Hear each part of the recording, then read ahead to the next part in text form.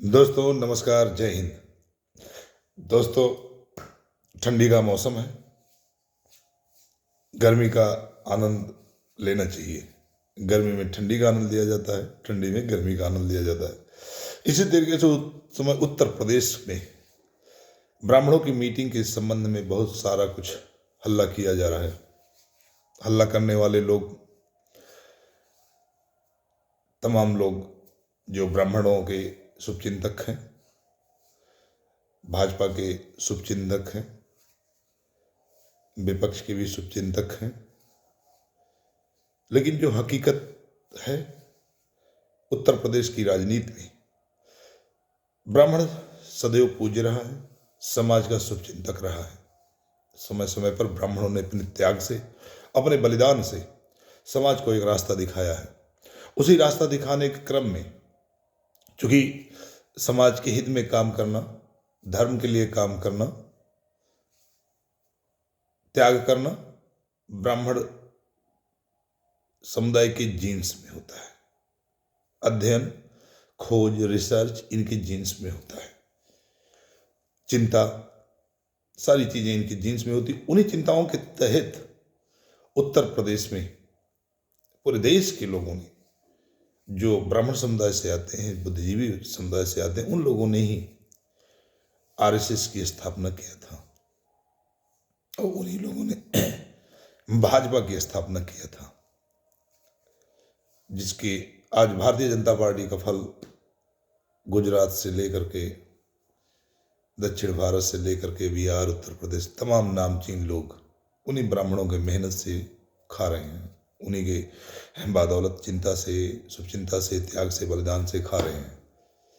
लेकिन इधर बीच में ये देखने को आ रहा है कि उत्तर प्रदेश ही नहीं, दिल्ली की राजनीति से लेकर के उत्तर प्रदेश की राजनीति तक, केंद्र की राजनीति से लेकर उत्तर प्रदेश की राजनीति तक ब्राह्मणों को फांसी पे भेजा जा रहा है।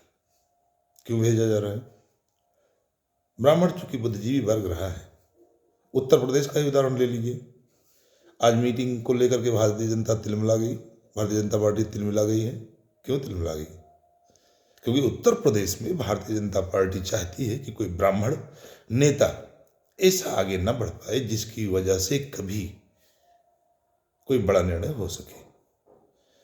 भारतीय जनता पार्टी इसी सोच के तहत उत्तर प्रदेश में एक दिखाने के लिए उप मुख्यमंत्री ब्राह्मण बनाया। वो बनाया भी क्यों? एक बाहर से आया हुआ बहुजन समाज पार्टी के नेता को उप मुख्यमंत्री बनाया गया। वो इसलिए बनाया गया कि अगर भारतीय जनता पार्टी में गया, उस समय ब्राह्मण नेता नहीं था, जनाधार वाला बहुत सारे थे, लेकिन अगर उनको बनाया जाता तो उत्तर प्रदेश में उसका वर्चस्व बढ़ता। वो ब्राह्मणों के लिए काम करता, ब्राह्मण समाज के लिए काम करता, ब्राह्मण के हित के लिए काम करता, आवाज उठाता। लेकिन चूंकि एक मुहिम चल रही है केंद्र सरकार से उत्तर प्रदेश सरकार तक ब्राह्मणों को हाशिए पे फेंकने की, और ये मुहिम आप दिल्ली में देखेंगे तो कोई बड़ा चेहरा उत्तर प्रदेश का ब्राह्मण चेहरा नहीं मिलेगा, क्योंकि सबको हाशिए पे लगा दिया गया है। उत्तर प्रदेश में भी वही है। तमाम ब्राह्मण लोगों को, अरे भाई मीटिंग करना कोई बड़ी बात है, कहीं भी कोई बैठ सकता है अपने समाज के लिए, कहीं भी अपने भारतीय जनता पार्टी को नुकसान के लिए तो कोई बैठा नहीं। जिनको ब्राह्मणों ने खून से सींचा है, अपने त्याग से सींचा है, अपने बुद्धि से सींचा है, अपने बल से सींचा है, उन्हीं की बेहतरी के लिए वो बैठे थे। उत्तर प्रदेश में ब्राह्मण समाज एक निर्णायक समाज में है। हर पार्टियों ने ब्राह्मण का सम्मान किया है। माननीय मुलायम सिंह जी थे, उन्होंने ब्राह्मणों का अत्यंत सम्मान किया। माननीय अखिलेश यादव जी हैं, अपने आसपास सदैव अच्छे और बुद्धिमान ब्राह्मणों को रखते हैं। ब्राह्मण का सम्मान हर पार्टी करती है। लेकिन भारतीय जनता पार्टी एक ऐसे ब्राह्मण को लाके अपना काम चलाती है कि समाज ये भी देखे कि हमारे समाज का व्यक्ति मुख्यमंत्री भी है, उप मुख्यमंत्री भी है, लेकिन वो छत्रप ना हो पाए, वो महाबली ना हो पाए उत्तर प्रदेश में, क्योंकि उत्तर प्रदेश में ताकत तो ब्राह्मणों के पास है। इनको ताकत विहीन बनाए रखो, दंत विहीन बनाए रखो, नख विहीन बनाए रखो, क्योंकि ये कभी उभर ना सके। उसी के तहत जो उत्तर प्रदेश के प्रदेश अध्यक्ष पंकज चौधरी जी ने अनर्गल बयानबाजी की है, उसी का एक नतीजा है। ये हर व्यक्ति को नहीं दिखेगा, लेकिन ये जो बुद्धिजीवी वर्ग है, जो राजनीति के बारे में जानकार वर्ग है, उसको स्पष्ट दिख रहा है। और इस दिखने के पीछे भी एक प्रयोग है, और वो प्रयोग दिल्ली से किया जा रहा है। जो गुजरात के लोग, जो उत्तर प्रदेश के बुद्धिजीवी वर्ग है, जो क्षत्रप वर्ग है, वो किसी भी जिले में देख लीजिए, जो भी लोकप्रिय है, चाहे वो वरुण गांधी रहे हों, चाहे उत्तर प्रदेश के तमाम ब्राह्मण नेता हों, सबको हाशिए पे लगाया गया है और भी लगाया जाएगा। ये आप लोग देखते रहिए। अभी विपक्ष के चल रहा था, अब विपक्ष के बाद अंदर भाजपा के अंदर, आरएसएस के अंदर ऐसा होने जा रहा है।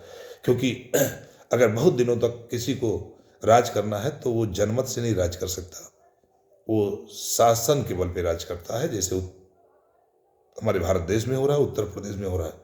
आपने अगर चीन के पॉलिटिकल हिस्ट्री को देखा हो, आप रूस के पॉलिटिकल हिस्ट्री को देखा हो, तो आप ये देखेंगे कि जो भी उभरता व्यक्ति होता है, किसी भी पार्टी का होता है, उसको हाशिए पे लगाया जाता है और बहाना होता है भ्रष्टाचार। पहले विपक्ष को लगाया गया तो विपक्ष कमजोर कर ले गए।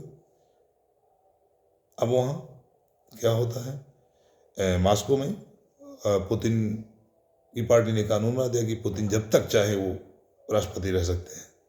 तो कौन लोग लगाए? वो उनके लोग, और जिन्होंने सर उठाने की कोशिश किया उनको फांसी दी गई, उनको प्लेन क्राइसिस कराया गया, हादसा कराया गया। वही उत्तर प्रदेश में चल रहा है, वही पूरे देश में चल रहा है। हर जगह ऐसा होगा।